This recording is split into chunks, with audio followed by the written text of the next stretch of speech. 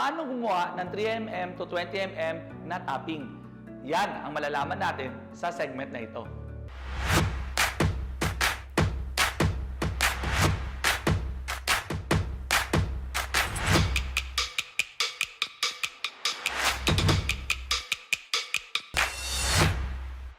Magandang araw mga ka-Build Right. Marami nagtatanong sa amin kung paano nga ba gumawa ng thin topping na sa around 3mm to 20mm. Dahil gusto nila malaman sana paano gumawa ng slope to drain na ganyang kanipis. Gusto rin nila malaman dahil gusto nila gumamit ng thin bed method sa tiling application. Hindi kasi namin recommended na gumamit kayo ng thick bed method sa tiling application dahil sa maraming dahilan. Number 1, matagal ito. Pangalawa, prone siya sa workmanship errors na dito nagdudulot kung bakit kumakapak ang ating mga tiles. Hindi rin namin ni-recommend yung dry pack method. Ito naman yung paraan na paggamit ng sun cement mix, tapos ginagamit na rin ang pag-correct ng elevation. And then, ipapatong nila yung tiles. So, dalawang reason ba't namin hindi ni-recommend. Unang-una, matagal ito, workmanship error again. Bukod dito, ang sun cement mix ay hindi kakapit sa mga porcelain at saka mga granite na tiles. Para mas lalo natin maintindihan, ano nga ba ang thin bed method na sinasabi ko, pwede niyong panoorin yung thin bed method ng tile application sa episode number 13 sa aming YouTube channel under Magtanong Para Sigurado. Bukod sa paggamit ng thin topping para sa slope to drain or ginagamit din to para ma-correct yung mga finishes natin bago mag-apply ng mga coating. And of course, yung mga elevations na kailangan ayusin or mga pangit na mga surface finishes. Ngayon, intindihin naman natin kung paano nga ba natin magawa ang thin bed method. Gusto ko sanang ipakilala sa inyo yung word na screed. Ayan, so merong screed at meron ding word na topping na ito yung madalas nating nakasanayan na narinig. Para mas lalo natin maintindihan na ang screed ay isang mortar. Okay? Ang topping naman ay isang concrete, kung tawagin. So ano ba difference ng mortar and concrete? Okay, in a layman's term, para madali natin maintindihan, kung ang aggregates mo ay up to 4 mm, tawag natin doon ay screed. Kapag naman ang aggregates mo ay umaabot ng 32 mm, ang tawag naman natin doon ay concrete. Dito pa lang malalaman na natin, ang screed ay pang manipisan at yung topping naman ay para sa mga makakapal. Okay, so ang screed, ang thickness na kaya niya ma-achieve ay nasa around 1 mm up to 50 mm, kaya niya. Whereas, ang topping naman ay nagagamit natin from a minimum of 75 mm and above. Isa pang notable na differences nila ay ang screed ay hindi mo na kailangan gumamit ng wire mesh. At sa topping naman, dahil medyo makapal ito at kailangan mo ma-compensate ang shrinkage at expansion factors na ito, ay normally gumagamit pa ng wire mesh. Ano naman ang functions ng screed? Ayan. So, maganda ito sa panghabol ng elevation. So, kung gusto mo maghabol ng elevation na around 1 mm to 50 mm, pwede. So, gusto mo mag-repair ng imperfections tulad ng mga pinholes, mga scaling, and pwede rin siya sa mga pangit na finishes, like mga rough finishes, at gusto mo maging smooth yung finish mo dahil gusto mo mag-coating, then pwede mo rin siyang gamitin. Pwede mo rin siyang gamitin pang cover ng underlayment. Kapag meron kang waterproofing at kailangan mo protection na ng iyong waterproofing, then you can use this. And you can also create a slope to drain. At isa pang maganda sa screed ay kahit na manipis siya, high strength at maganda ang kanyang abrasion resistance. Kaya pwede rin siya sa mga warehouse, mga factories, or even mga kalye. Tapos, ang screed ay pwede rin gamitin pang repair or pang patch ng mga large areas or small areas. At ang function sa ng topping, since 75 mm ang minimum thickness niya, pwede ka mag-correct ng mga malalaking correction na elevation. And then, pwede mo rin siyang gamitin pang-embed ng cables and wires sa floors. Ayan. So, pwede rin to gamitin to replace yung mga old slabs because it has high strength at maganda rin kanyang abrasion resistance. Maganda rin to gamitin kapag meron ka mga insulation sa floors. So, topping din gagamitin mo kasi kailangan mo ng medyo makapal to hide the insulations.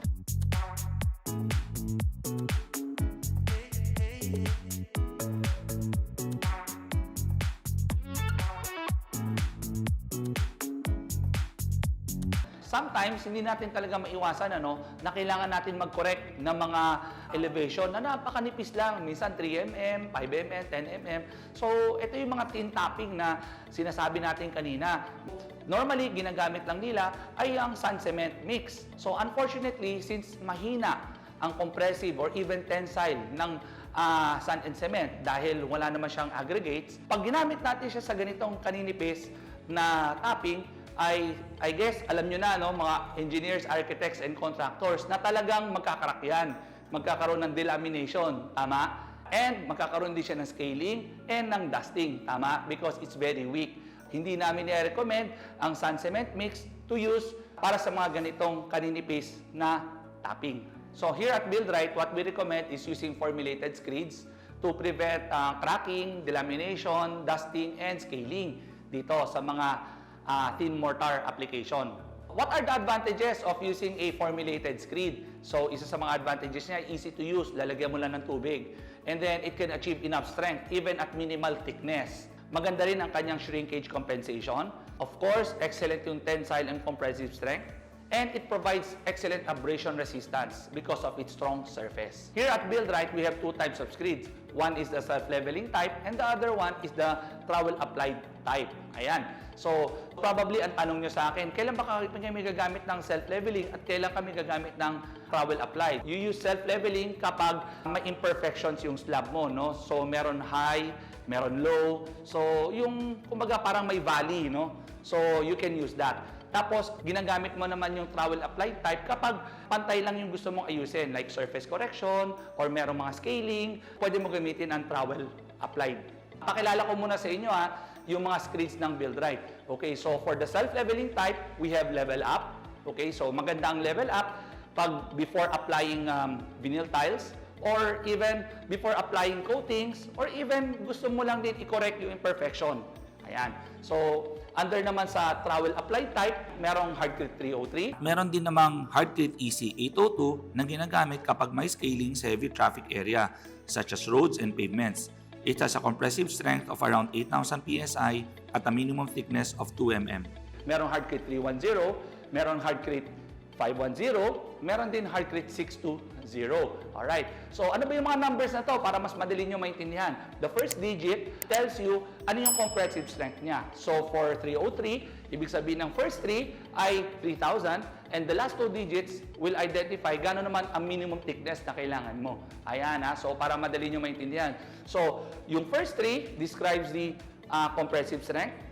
3,000 after 28 days. And yung dulo naman, 03, ay ibig sabihin naman ay minimum thickness of 3 mm. Alright.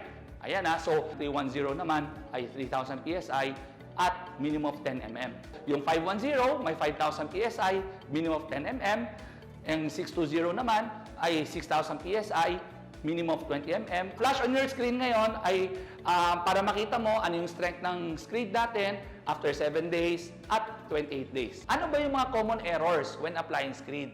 I-share ko naman sa inyo so bear with me lang.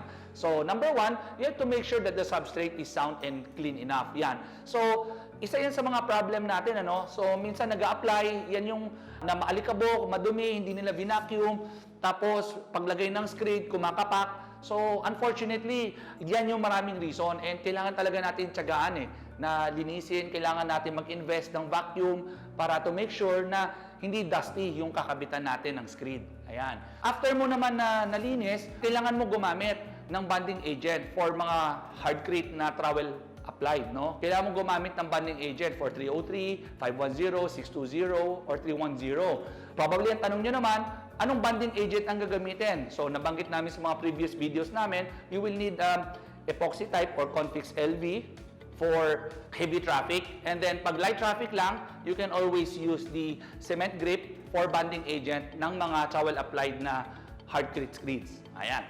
So, ano pa? Iwasan natin mga feather edges, So, as much as possible, we recommend na i-square cut ninyo yung mga edges, Para medyo makapal yung magiging pag-apply ng screed, Iniiwasan natin yung kasing nipis na mga 1 mm, iniiwasan natin yon. Meron din nagtatanong sa amin, since gagamit na rin ng bonding agent, kailangan pa ba gumamit ng mechanical key? Ito yung mga mechanical key is yung mga nagtitik-tik pa sila sa slab, Takot sila baka mag-delaminate. Actually, no need. Pag may bonding agent ka, you don't need to do those mechanical keys. When creating a slope to drain, be mindful, yung minimum thickness na pwede ang screed. So for instance, yung Hardcrete 303, ang pinaka minimum na thickness na lang pwede ay 3 mm. Huwag na natin subukan ng 1 mm kasi magfi-fail lang yan. And then, syempre, tatawag kayo sa amin, mali, so sayang yung product. Ayan. So yung screed, of course, huwag natin siyang lakaran or iwasan din natin na mayroon mga vibrating na machines during curing period ng screed. Sa level up naman, don't forget to use spike shoes and spike rollers. Yung spike roller will help you prevent bubbles doon sa self-level compound ninyo. And don't forget also to use notch trowel para maging maayos ang leveling ng level up. Ayan, alam ko excited na kayo kung ano yung video hinanda namin para sa inyo. So naghanda kami ng isang video na madalas na tanong ninyo sa amin kung paano niyo gagamitin ang thin bed method kapag kailangan nyo naman din mag-correct ng elevation. In the video, we'll show you how to apply a screed and at the same time, paano gumamit ng thin bed method application in tiling. Yan. So, panoodin niyo to.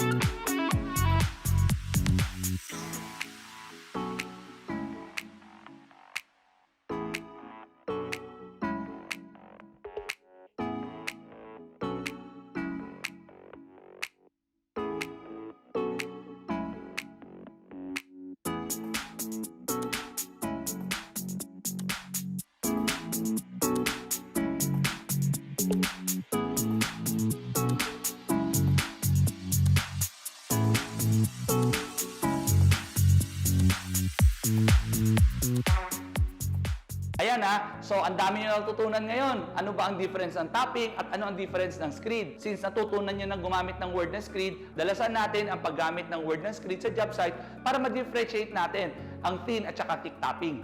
Alright, so kung meron pa kayong mga tanong feel free to give us comments, suggestions sa aming YouTube channel at sa Facebook page namin para masagot namin ang inyong ibang mga katanungan. Ayan, again, this is Derek Tan, magtanong para sigurado.